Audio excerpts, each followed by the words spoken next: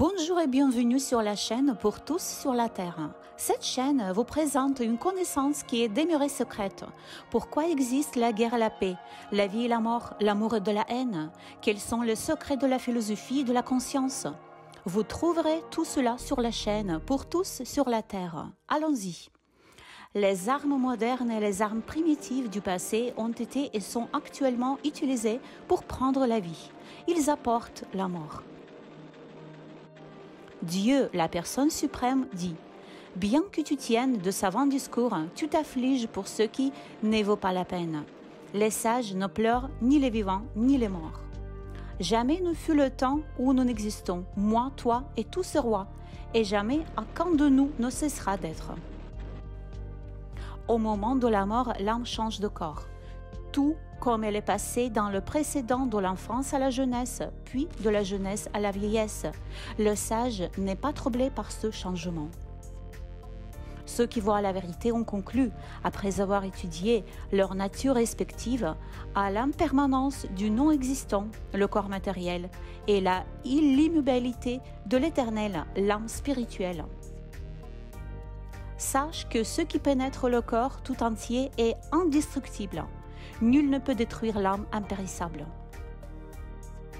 Le corps matériel de l'âme, indestructible, éternel et sans mesure, est voué à une fin certaine. Fort de ce savoir, combat aux descendants de Prarata. Ceux qui pensent que l'âme peut donner la mort ou elle-même périr sont des ignorants.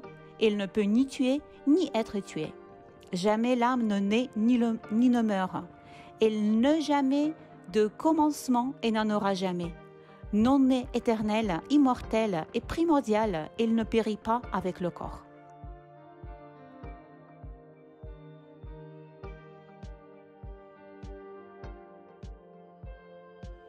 Une personne s'identifie au reflet de celui qu'elle voit dans le miroir et elle n'a aucune autre connaissance sur elle-même. Elle n'imagine pas que la manière la plus primitive de connaître le monde est au niveau de sentiments et qu'elle a encore des connaissances à acquérir au niveau du mental et même qu'il est possible de recevoir la connaissance de soi-même directement du Seigneur en personne. Il est difficile pour une personne de se rendre compte qu'elle est une âme, qu'elle est un être vivant spirituel qui ne se reflète pas dans le miroir, qui n'est pas matériel mais spirituel, divin par nature. L'être vivant, c'est l'âme. Aujourd'hui, elle est recouverte d'un vêtement humain et ces vêtements de différentes nationalités sont toujours temporaires. Mais elle, l'âme, un être vivant, divin, Atman, une particule du Seigneur, est éternelle. La présence de la conscience est déterminée par la présence de l'âme dans tous les êtres vivants. Un certain type d'être vivant est doté de certaines caractéristiques propres à ce type de conscience. Alors l'âme, entrant dans le corps humain, se considère un humain. En entrant dans le corps d'une bête, elle se considère un animal.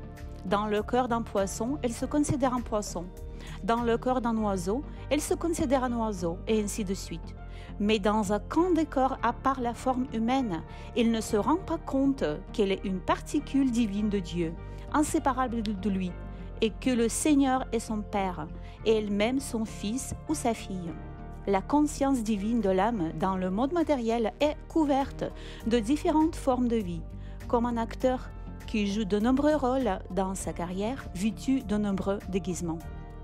De même qu'on se défait d'un vêtement usé pour en revêtir un neuf, l'âme abandonne l'ancien corps devenu inutile pour en prendre un nouveau. Aucune arme ne peut fendre l'âme, ni le feu la brûler. L'eau ne peut la mouiller, ni le vent la dessécher. L'âme distincte est indivisible et insoluble. Ni le feu ni le vent n'ont de prise sur elle. Immortelle, partout présente, inaltérable et fixe, elle reste éternellement la même. L'âme est la dite invisible, inconcevable et immuable. Sachant cela, tu ne devrais pas t'apitoyer sur le corps.